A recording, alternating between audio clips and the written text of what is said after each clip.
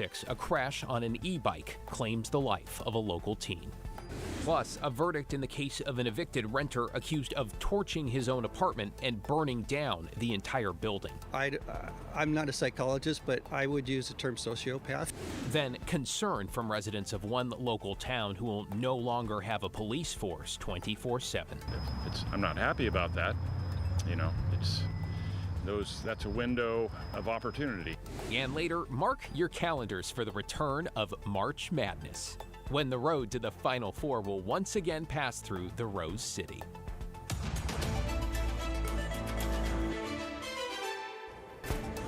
Thanks for joining us. I'm David Molko. We begin at 6 with a jury finding a Portland man guilty of torching his own apartment building, forcing tenants to flee, claiming the lives of pets, all just hours before sheriff's deputies were planning to physically remove him. John Adams was in court today and joins us live at Southwest 14th and Taylor, where the May Apartments once stood. John? Well, David, Garrett Rep didn't say much in the Multnomah County courtroom today when he heard the verdict. He lived at the apartment building that used to be right here, but now he's likely heading to prison after being found guilty on more than 50 counts. Garrett Rep sat quietly in a Multnomah County courtroom on Wednesday as a judge read the jury's verdict. On count 1, arson in the first degree, guilty. Count 2, arson in the first degree, guilty. The 12-person jury found enough evidence to convict Rep on 55 of 56 counts for setting fire to the May Apartments on Southwest 14th and Taylor in May of last year. Sheriff's deputies were set to forcibly remove him from the building less than 2 hours after the fire started because he had been evicted. KGW previously spoke with Nick Gomez, one of the 16 residents in the building at the time of the fire. I never thought that I'd be waking up that morning and that would happen. Gomez and other residents had long suspected Rep of starting the fire even before he was indicted in June of 2023. They say he terrorized residents of the building by pulling the fire alarm constantly. Rep also had a track record of troubling behavior outside of the building. He was arrested just 1 month before the fire for barricading himself inside the apartment of an ex-girlfriend he was stalking. Oh, he's very troubled. I'm not a psychologist, but I would use the term sociopath. He's really big time trouble. While all residents of the May Apartments made it out safely that day, numerous pets died in the fire.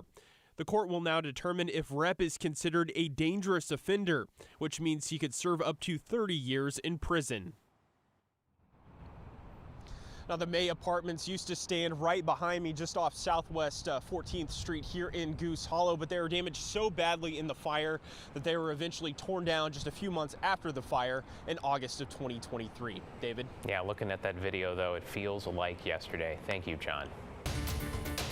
Developing in Tualatin, a Tigard High School student has died following an e-bike crash. Joe Ranieri is live near the scene of the accident. So, Joe, what can you tell us? Well, we're still waiting to hear more specific details about what happened, but we can tell you this accident happened earlier this morning along the Southwest 124th Avenue. Now, we're told the teenager who was on that e-bike was heading southbound on 124th when a police officer told me that they hit some debris in the bike lane, hit a curb, and then hit a tree. Now, this all happened, from what witnesses told me, right around 6:30 earlier this morning. I did speak to some employees in this area, this commercial area, who told me they saw a lot of police out here as they arrived to work earlier today. Now, according to Tualatin police, a teenager was on that e-bike when they hit some debris and crashed into a tree. This wasn't far from Southwest Miss Loney at 124th Avenue. They lost control of the e-bike and then hit a tree. Now, we also learned that the person who was killed was wearing a helmet at the time of the crash. We've also learned that this teenager was a sophomore at Tigard High School, and we also reached out to the district with the Tigard Tualatin School District, but we haven't heard back from them. Back to you. Joe Ranieri live in Tualatin. Thank you, Joe. In your headlines, Portland police are looking for the person who stabbed a man this morning in a parking lot near the East Bank Esplanade. Police say the suspect or suspects were gone when officers arrived shortly after 10:30. This is file video of the area. Authorities say the victim had surgery this afternoon. Their condition is unclear. No arrests have been made. Student leaders at Gresham High School are urging the school board to appoint a new principal over campus safety concerns. Most recently, a 17-year-old student was arrested for allegedly threatening a person with a gun outside the school, then bringing that gun inside. According to the student union, administrators knew there was a loaded gun on campus, but did not place the school on lockdown. In a statement, the district said administrators quickly identified the student with a gun and took them to a secure location. They also say they review procedures and processes after incidents like this. Students are planning to raise concerns at tonight's board meeting and are planning a walkout for tomorrow. City Council today denying an effort to block a new music venue in Southeast Portland. That means development on the 3,500-seat venue can move forward.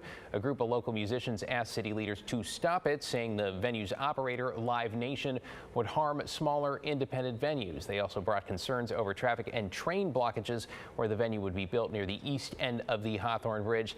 However, councilors said they could only rule on whether the venue would violate land use rules, and today ruled that it did not. And Oregon voter pamphlets are set to start hitting mailboxes in just about a week. This year, voters in Multnomah County will receive 2 pamphlets due to the number of races and candidates. You can imagine that, like old phone books, right? Ballots for Oregon voters will be mailed Wednesday, October 16th. And in Washington, ballots will go out 2 days later. A reminder, KGW is partnering with the Oregonian to host a debate with the top candidates in the race for Portland mayor, and we want to hear from you. Submit a short video posing a question to the candidates to debate@kgw.com. You can also scan that QR code for details. The debate is Tuesday, October 15th, live at 6:30 in the evening, right here on KGW. Matt? All right, David, thanks very much. Another beautiful day around the Northwest. We cooled off from yesterday when we were in the 80s, but still fantastic. There's Mount Hood for you right now. Very, devoid of snow, which it typically is this time of the year, right? 52 degrees up there at 6,000 feet. And the Mount Hood National Forest, but there is some snow in the forecast.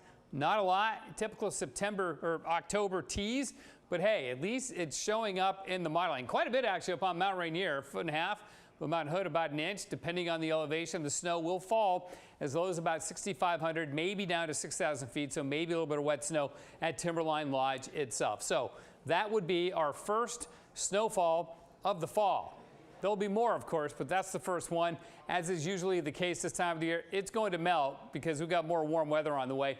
And that includes tomorrow before we get the valley rain and mountain snow. The east winds are back, so that's going to push our temperatures back into the 70s tomorrow, upper 70s even.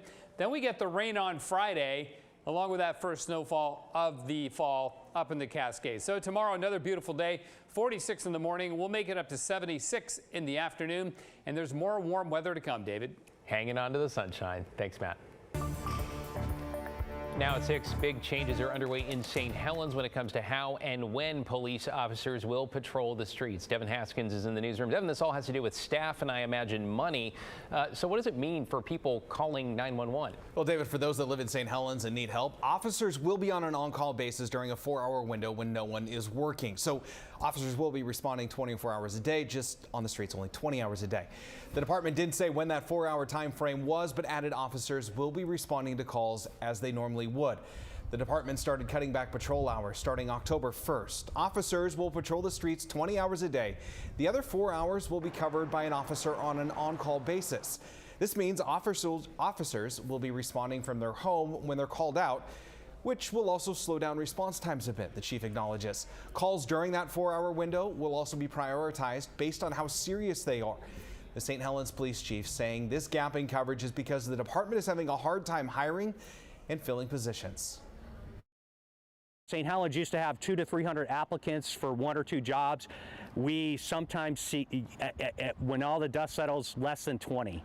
And then out of that 20, we have to fill 1 or 2 or 3 positions, and we just can't hire an individual. We have to do a background investigation. We have to ensure that they're the right fit for the job. He also says he believes this is the first time that this has ever happened in the St. Helens Police Department history. He calls it temporary and doesn't know how long it will last. The department has at least 1 job opening with another officer retiring soon. So add those to the vacation and sick leave current officers are taking. This is why they are unable to fully remain staffed over that 24-hour period. David? Yeah, we'll see how the new reality works out there. Yeah. Thank you, Devin. The Ombudsman's Office of Portland, essentially the city watchdog there, is sounding the alarm about a rise in predatory towing. Officials say they're concerned about what's likely illegal towing in Northeast Portland's Cully neighborhood, particularly for tenants living in affordable homes owned by the Hacienda CDC. Cars are being towed in the middle of the night, and city officials say many residents aren't sure what the parking rules are, in part because the signs are only in English and many tenants are non-native English speakers. So the city helped develop the project, by the way, with some $16 million in construction loans. It's disappointing. These are people who the city is trying to help. We have a homeless crisis, and here are some people low income in their housing, and they're being undermined by having their vehicles towed. The Ombudsman's office now recommends signs being added in Spanish. They also urge the apartment complex to give tenants a warning for a first offense. This afternoon, Hacienda CDC told us in a statement that it acknowledges there is not enough parking. It says it's requested a 12-month report from all towing vendors to get a full understanding of what is happening, and adds it plans to terminate services if it finds out that the tow companies are conducting unauthorized patrol.